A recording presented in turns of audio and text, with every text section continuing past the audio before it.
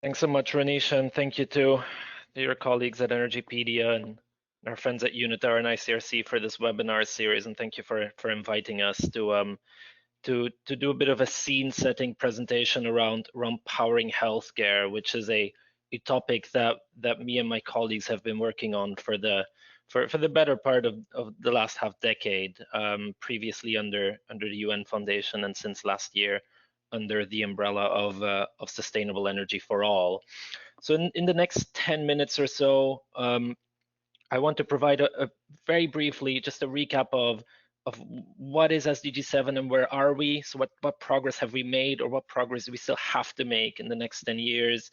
I'll quickly move on to why powering healthcare. So what is the importance of energy, of reliable energy and electricity for improved health outcomes? I'll then talk briefly about the scale of the problem. So once I've convinced you that it is a problem, I'll tell you how big it is. We'll, of course, stop talking about problems and quickly dive into solutions, especially on the energy side. So both on the energy supply side with the technologies and on the energy demand side with appliances.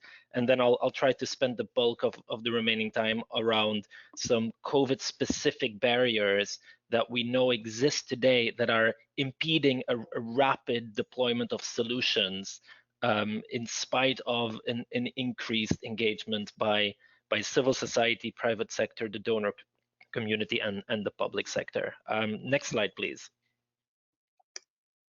So first, SDG 7, hopefully well known to all of you, but just as a very quick recap, it has 3 targets, one on energy access, under which we count electrification and clean cooking, one on renewable energy as part of the global energy mix, and the third one around energy efficiency. Next slide, please. So where are we today? Just to note that these numbers come primarily from the Tracking SDG 7 report, which is launched every May, so the month of May of every year. So at the end, and I think in a week or two, we will have updated figures here. But in terms of order of magnitude, this is a good starting point. And I'd encourage you to focus on column 1 first, where we clearly see that we still have we have less than 1 billion people that are completely unelectrified today, but it's still, the number is still quite high.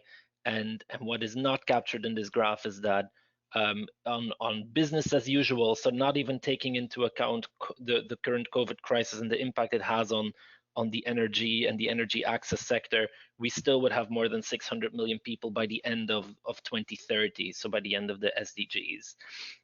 The numbers are maybe even more stark in the middle column around clean cooking, access to clean cooking technologies, where we are just below 3 billion people on this earth.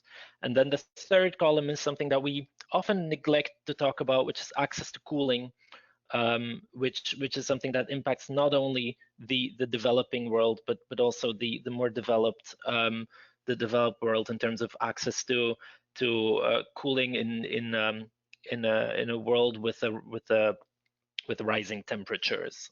Next slide, please. So on to the focus to powering healthcare.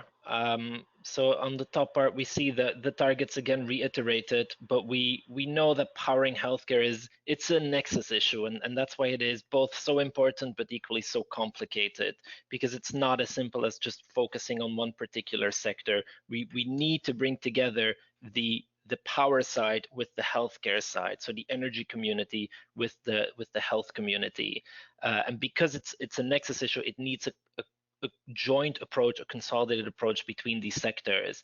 And even though we tend to focus on SDG 3 and SDG 7 when we talk about powering healthcare, I've listed out several other SDGs that we should not neglect either, or that are equally impacted when we focus on powering healthcare, when we focus on ensuring that every health facility has access to reliable power and to sufficient power.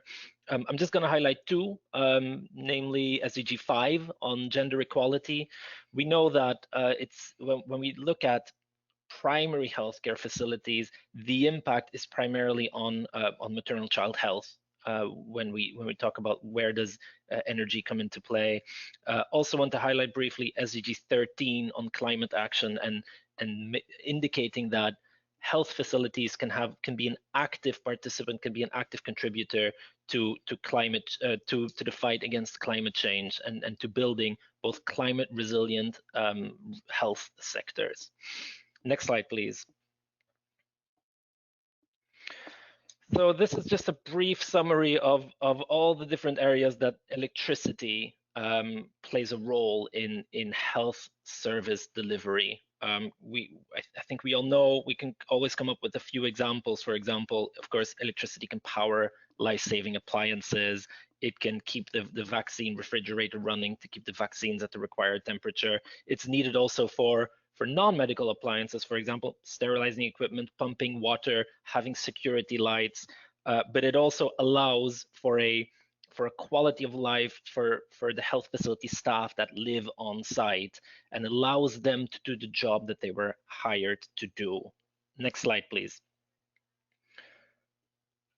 Unfortunately, this is what it all too often still looks like.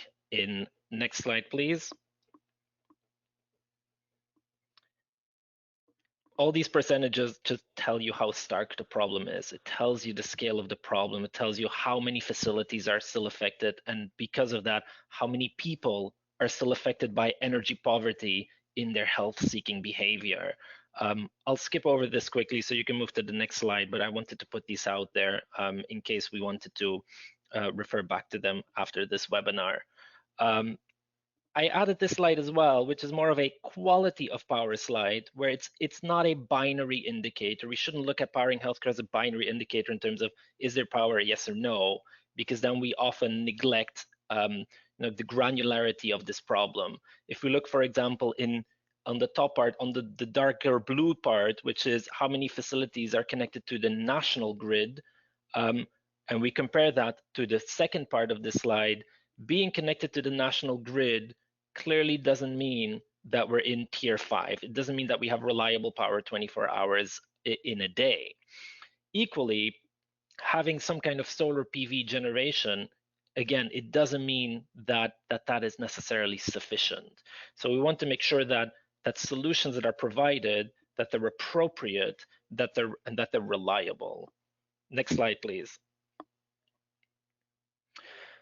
So luckily, we have seen a massive suite of innovations on the energy side, both here on this slide on energy technologies, where there are a range of solutions that address different parts of healthcare and different parts of the problem, from very easily deployable, smaller portable solutions all the way up to community-wide mini grids that provide basically a utility-style power. Next slide. But also on the energy efficient medical equipment side, are we seeing a lot of innovation to make medical equipment more appropriate for resource constrained settings, but also to make sure that they are actually able to be powered by the limited power that tends to be available, if power is available at all. And energy efficiency is not purely a power consideration, it is also an economic consideration in terms of how much can be saved when you replace the existing appliances with more energy efficient appliances.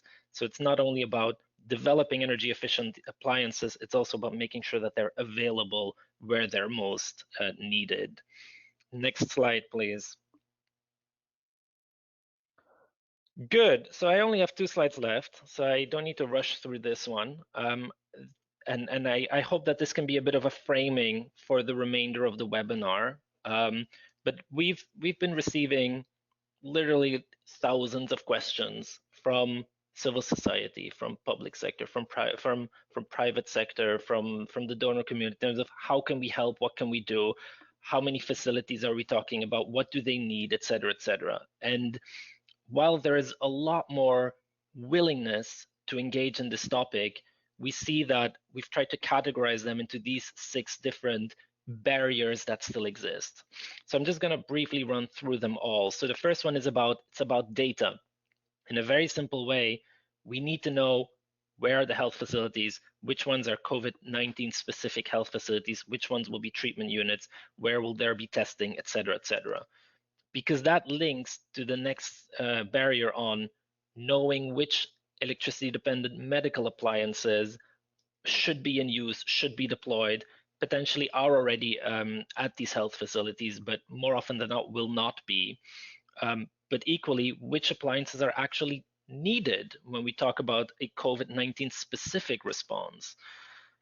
That leads to the third bucket on system design. So we want to make sure that we supply sufficient power, that we supply reliable power, especially when we think of the need for ventilators or for a continuous oxygen supply at the treatment level, at the ICU level, so primarily with district and regional hospitals. There needs to be continuous power, because any kind of power interruption can lead to the loss of a life. So we want to make sure that the systems are appropriately designed, both for the short term as well as for the long term. And that's where trying to find the right energy technologies between, as we know, especially in the humanitarian sector, how quickly diesel gensets can be deployed versus how unreliable they actually are. So it's about finding that right balance between short term and long term, and between technologies that may be easily deployable versus those that are much more sustainable, both financially as well as environmentally in the medium and longer term. The fourth barrier is about financing. So we do see that there may be more financing available, more funding and financing available for powering healthcare in this COVID-19 world. However, how quickly can funds be dispersed? How will funds be divided between CapEx versus OpEx? And for those of you who are not familiar with those terms, with CapEx we mean the capital that is needed up front as part of the actual installation, the procurement of the goods. The OpEx is the operational part, because there is no such thing as zero maintenance. Even with solar PV, it is limited maintenance, but there is still maintenance that is needed to ensure that systems continue to perform and deliver the required energy service that they were procured to do so, because otherwise systems can fail literally within 1 or 2 years, rather than the lifespan of the separate components. The fifth one is a very important one in COVID-19, which is, what is the capacity of the sector today? And by that, I primarily mean the energy access sector, to be able to respond. So even if we know on the first barrier, we know which facilities we're talking about, we know which appliances they need, we know how much power they need and what the system design will look like, and we've got some financing unlocked from a donor or an investor, there remains a big question today in terms of what is the capacity of solution providers in terms of all the supply chains that are interrupted. What are the current inventory levels? Is the country on lockdown? And as such, it is very hard to send people out to health facilities to carry out this type of work. How do we unlock that barrier? So it's an important one, and maybe the most COVID-19 specific one. And then the last one that brings all of it together is sustainability, because we do know that there is a tendency to act in an urgent way, to rapidly deploy solutions, but that doesn't mean that we should neglect the longer term sustainability, because we do have an opportunity here to address this problem once and for all, and to really garner this momentum that COVID-19 has unfortunately, but has provided us with, and make sure that we find the appropriate business models, the appropriate deliverable models, to make sure that the energy solutions that are deployed today and tomorrow, that they continue to deliver, not also in a post-COVID-19 world, and that they contribute to a resilient health sector, not today, but also tomorrow, 5 years, 10 years from now, 15 years from now. Next slide. So this is my last slide, just as a recap, both looking in terms of the barriers that exist, but especially in terms of what SE4All is currently involved in, so that you know as well, like, how you can rely on us with your questions or with your solutions. So firstly, we're as has always been the case, we are doing a lot of sector-wide coordination. We are bringing together the energy and the health community, as we have been in the last couple of years, because we see the importance of approaching this not exclusively from one single sector, but in an intersectoral way. So that includes mapping current resources, assessing the capacity of energy access developers, highlighting these barriers, doing the high-level advocacy that is also needed between, especially at the higher level, at the global level, between the likes of WHO, UNDP, the key energy donors, et cetera, et cetera. We're also doing a lot of work on the data side, trying to map out what are the ongoing interventions, which ones are planned, how can we match this big supply that we are seeing that's being created with an equally big demand where the two don't necessarily overlap with each other. So how can we map those two out together? We're also developing a lot of guidance documents, a lot of tools and resources from both ourselves and our partners. So on the far right of the slide is just a screenshot of our COVID-19 response page on the SE4All website, where we've already collected more than, I don't know, I think we came up to about 16 technical resources already. Funding opportunities are being advertised there as well as just a general in the news section, so we can all stay up to date in terms of what is happening, who is doing what.